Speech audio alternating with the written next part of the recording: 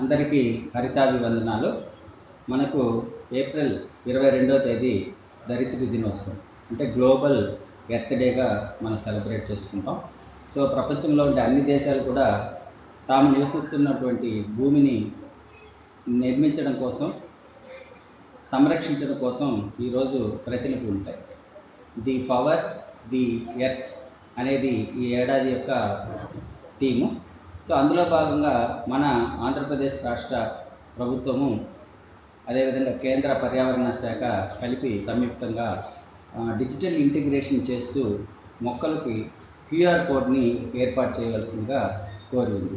అంటే రాష్ట్రంలో ఉన్నటువంటి నేషనల్ గ్రీన్ కోర్ ద్వారా ఏర్పడినటువంటి ఇకో క్లబ్స్, అదేవిధంగా మన సమగ్ర విద్యాశాఖ ద్వారా ఏర్పడినటువంటి ఇకో క్లబ్స్ అందరూ కూడా, అంటే అన్ని పాఠశాలలు కూడా ఈ కార్యక్రమాన్ని నిర్వహించాల్సినటువంటి అవసరం ఉంది. సో అది ఎలా నిర్వహించుకోవాలి, QR కోడ్స్ ఎలా జనరేట్ చేసుకోవాలి అనే అంశాలని ఈ వీడియోలో మనం చర్చిద్దాం. సో ఇందులో స్టెప్స్ ఉంటాయి. ఏమేమి ఉంటుందంటే, మొదట పిల్లల్ని గ్రూప్గా ఫామ్ చేయాలి. తర్వాత పిల్లలు సర్వే చేయాలి, స్కూల్లో క్యాంపస్లో సర్వే చేయాలి.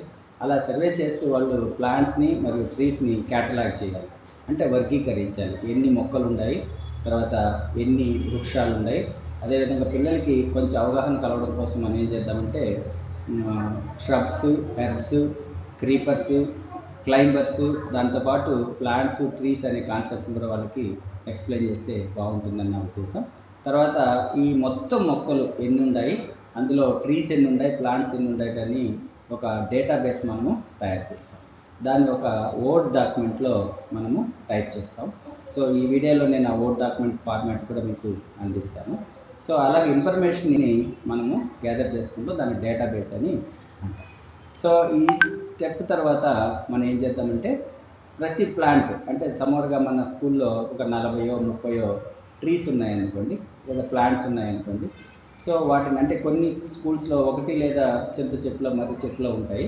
సో అలా లేనప్పుడు ప్లాంట్స్ని కూడా మీరు పరిగణలోకి తీసుకోండి. సో అలా తీసుకున్న తర్వాత ప్రతి ప్లాంట్ యొక్క ఇన్ఫర్మేషన్ మనము కలెక్ట్ చేయవలసి ఉంటుంది.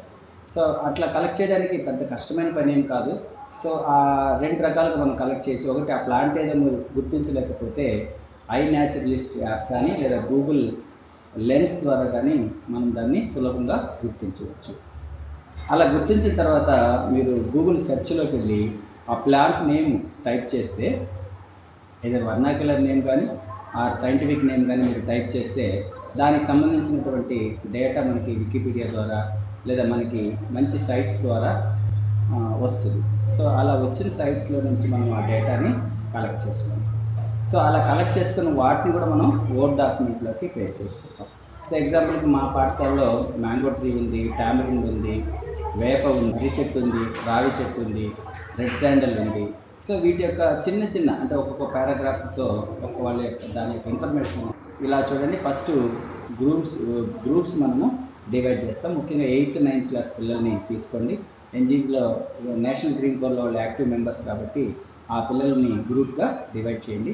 సో కొంతమందిని టోటల్ ప్లాంట్స్ ఎన్ని ఉన్నాయో కౌంట్ చేయమని చెప్పండి. కొంతమంది ట్రీస్ కౌంట్ చేస్తారు. సో దాంట్లో ఫ్రూట్ బేరింగ్ ఏమున్నాయి, అదేవిధంగా మెడిసినల్ యూసేజ్ ఏమైనా ఉన్నాయా, సో ఇలాంటి ఫ్లవర్స్ వచ్చే ఏమున్నాయని కూడా మనం డివైడ్ చేయాలి. సో ఇలా డివైడ్ చేసిన తర్వాత దాన్ని ఒక క్యాటలాగ్ లాగా మనము తయారు చేస్తాం. సో అక్కడ మనం ట్రీస్ని, ప్లాంట్స్ని కౌంట్ చేస్తాం అన్నమాట.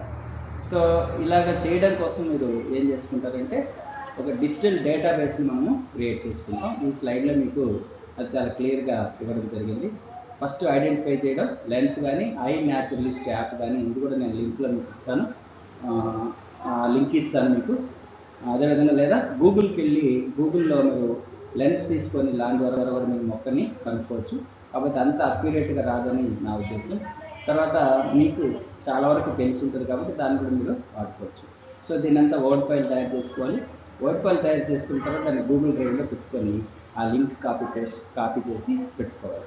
So plant name, local, scientific name, type of flora, fruit బేరింగా, మెడిసినలా, ఆర్నమెంటలా, దాని యొక్క యూజెస్ ఏంటి అనే దాన్ని మనం ఒక డేటాబేస్ లాగా తయారు చేసుకోవాల్సి ఉంటుంది. ఇది టీచరే చేయాల్సిన అవసరం లేదు, టీచరే నేనే చేస్తాను అనుకొని అనాల్సిన అవసరం లేదు. పిల్లలకి ఒక్కొక్కరికి ఒక్కొక్క మొక్క ఇచ్చి ఈరోజు నైట్కో లేదా రేపటికో వాళ్ళని గూగుల్ సెర్చ్లోకి వెళ్ళి ఆ ప్లాంట్ నేమ్ కొడితే ఆటోమేటిక్గా వాళ్ళకి వికీపీడియాలో సమాచారం వస్తుంది. సో దాన్ని కాపీ పేస్ట్ చేసి ఒక డాక్యుమెంట్ లాగా మీరు తయారు చేసుకోవచ్చు. పిల్లల్ని ఇన్వాల్వ్ చేయడం వల్ల వాళ్ళకి సెర్చ్ చేయడం ఎలాగో నేర్పిస్తాం. సో డేటాని ఎలా కలెక్ట్ చేయాలో కూడా మనం నేర్చుకుంటాం. నెక్స్ట్ది ఆ ఫ్లోరా గురించి వికీపీడియా ద్వారా మనము ఇన్ఫర్మేషన్ని మనం కలెక్ట్ చేసుకుంటాం. వికీపీడియా కూడా చాలా వరకు నమ్మదగినదే. అలా కాకుండా ప్లాంట్కి సంబంధించినటువంటి కొన్ని వెబ్సైట్స్ కూడా ఉంటాయి. సో వాటి నుంచి కూడా మీరు కలెక్ట్ చేసుకోవచ్చు. సో దీని తర్వాత క్యూఆర్ కోడ్ జనరేట్ చేయడం. దీనికి కొంచెం టెక్నికల్గా నాలెడ్జ్ ఉండాలని అనుకోకండి. ఇది technical part. So technical knowledge ఏం పెద్దగా అవసరం లేదు. సో దీని కింద మీకు ఇక్కడ లింక్ ఇచ్చాను. సో ఇక్కడ లింక్ ఇచ్చిందని చూడండి, qrcode.monkey.com అని దాన్ని ఇచ్చాను. సో దాని ద్వారా మీరు ఏం చేయొచ్చు అంటే అది గూగుల్లో జస్ట్ సెర్చ్ చేస్తే ఇలాగా విండో ఓపెన్ అవుతుంది. ఆ విండో ఓపెన్ అయిన తర్వాత ఆ విండోలో ఎలా చేయాలని కూడా నేను మీకు నెక్స్ట్ దీంట్లో చూస్తాను. సో అలాగే మీరు తీసేసుకోవచ్చు. సో ఇందులో generate static QR code static QR code అనేది ముఖ్యమైనది. స్టాటిక్ క్యూఆర్ కోడ్ అంటే ఏమంటే ఫిక్స్డ్ ఇన్ఫర్మేషన్ ఉంటుంది. ఇప్పుడు మాంజిఫెరా ఇండికా మామిడి మొక్క మనం తీసుకున్నామంటే సో దానికి ఇంకేం మార్పు ఏమి ఉండదు. ఆ ప్లాంట్ గురించి డీటెయిల్స్ అంతా మనం తీసుకున్నాం. సో దానికి క్యూఆర్ కోడ్ జనరేట్ చేసాం అంటే అది స్టాటిక్గా ఉండిపోతుంది, ఎప్పటికీ మార్పు అనేది ఉండదు. నెక్స్ట్ అదే డైనమిక్ క్యూఆర్ కోడ్ అంటే ఏమంటే డైనమిక్ క్యూఆర్ కోడ్లో మనం మాడిఫై చేసుకోవచ్చు.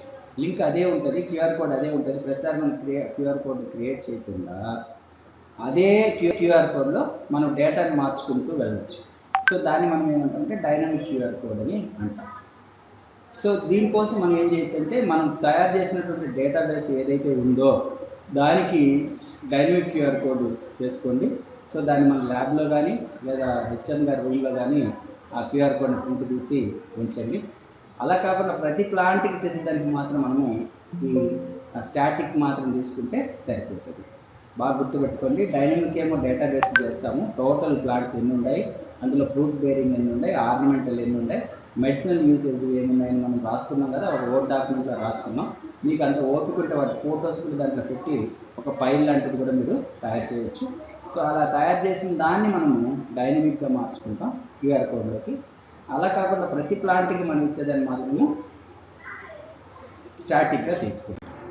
సో ఇలాగ ఈ రెండింటికి డిఫరెన్స్ అంటే జస్ట్ ఇమేజెస్ డిఫరెన్స్ ఉంది కానీ రెండు కూడా సేమ్ అనమాట. ఒకటేమో స్టాటిక్గా ఇన్ఫర్మేషన్ మార్చదగిన దానికి వీలు లేకుండా ఉంటుంది, ఇంకో దాన్ని మనం అప్డేట్ చేసుకుంటూ వెళ్ళవచ్చు. నెక్స్ట్ ఇలా అయిన తర్వాత క్యూఆర్ కోడ్ని డౌన్లోడ్ చేయండి. సో నేను యాక్చువల్గా ఉదయాన్న అంటే ఒక ప్లాంట్ దగ్గరికి పోనవసరం లేదు కదా, సో అలాగే నేను ఒక మ్యాంగో ట్రీకి ఉదయాన్న చేసి మా ఏఎంఓ గారికి పెట్టడం జరిగింది. సో అలాగే ఒక క్యూఆర్ కోడ్ని మనం డౌన్లోడ్ చేసి వాట్సాప్లో కానీ లేదా మీరు వర్డ్ డాక్యుమెంట్లో కానీ పెట్టి దాన్ని నేరుగా ప్రింట్ తీసేసుకోవచ్చు. సో అలా ప్రింట్ చేసుకున్న తర్వాత దాన్ని వీలైతే మనం లామినేట్ చేయమని చెప్పారు, లామినేట్ చేయవలసి ఉంటుంది. అంటే క్యూఆర్ కోడ్ని వెరిఫై చేయాలి. సో వెరిఫై చేయడానికి మీ ఫోన్లో ఉన్నటువంటి క్యూఆర్ కోడ్ స్కానర్స్ని ఓపెన్ చేసుకొని ఇలాగా క్లిక్ చేస్తారు, అది వెబ్సైట్లోకి తీసుకెళ్తుంది. ఆ వెబ్సైట్ నుంచి మనం ఇక్కడ కింద ఓపెన్ ఇన్ బ్రౌజర్ అని వచ్చింది కదా, సో ఇలా ఓపెన్ ఇన్ బ్రౌజర్ కనుక వెళ్ళినారంటే సో దానికి సంబంధించిన డీటెయిల్స్ ఉంటాయి. అంటే ఇది ఒక డేటాబేస్ లాగా ఉంటుంది. దానికి డిజిటల్ టెక్నాలజీస్ని ఉపయోగించి మన స్కూల్లో ఉన్నటువంటి ఫ్లోరాని అంతా కూడా మనము డాక్యుమెంట్ చేస్తాం. ఇదిగోండి ఇలాగ ప్లాంట్స్ మనం ఎలా తీసాము. సో దాన్ని ఎవరైనా కూడా వచ్చి స్కాన్ చేసుకోవడానికి అవకాశం ఉంటుంది. అలాగే మీరు ఉపయోగించుకోవచ్చు. ఇక్కడ 122 years ఓల్డ్ రెడ్ ఓక్ ట్రీ ఉంది. సో ఇలాంటివి కూడా మనకి ప్లాంట్స్ యొక్క ఏజ్ని వాటిని పెట్టడానికి కూడా మనకి అవకాశం ఉంది. సో ఈ విధంగా మనము ప్రోగ్రామ్ని మనం చేయవలసి ఉంటుంది. సో ప్రతి ప్లాంట్కి ఒక క్యూఆర్ కోడ్ ఇచ్చి వాటిని మనము డాక్యుమెంట్ చేయవలసి ఉంటుంది. సో ఏమైనా ప్రశ్నలు ఉంటే కామెంట్లో ఇవ్వండి. అదేవిధంగా ఈ ఛానల్ని నీళ్ళు సైన్స్ టాక్స్ని ఫాలో అవ్వండి. అదేవిధంగా వెబ్సైట్ ఉంది, ఫోన్ నెంబర్ కూడా ఇచ్చాను. సో మీకు ఏదైనా డౌట్ ఉంటే మెసేజ్ పెడతారని ఆశిస్తున్నాను. తప్పకుండా మీకు వీడియో నచ్చుంటుంది, ఇతరులకి షేర్ చేయండి, వాళ్ళు కూడా దీన్ని ఎఫెక్టివ్గా చేయడానికి ఉపయోగించు.